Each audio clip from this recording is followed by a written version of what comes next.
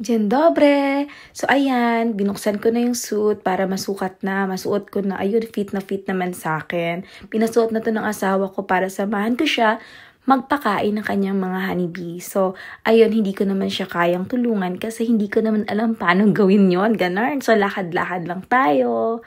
Aura-aura. So, hindi naman ako makakatulong. So, titingnan ko na lang. Ayan, so titingnan ko kung paano gawin. Ayun, aura-aura si auntie mo. Tingin-tingin ko kunwari. Pero hanggang dyan lang yan.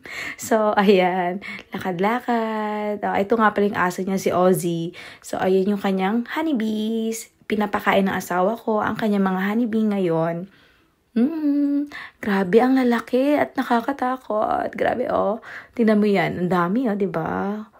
So, ayan. Tapos na, nakagat nga pala ako ng honeybee. Oh my God, ang sakit. Mamaya, papakita ko sa part 2. So, ayan. Tapos na, takbo-takbo, maulan. At kami ay maghahapunan na. Bye!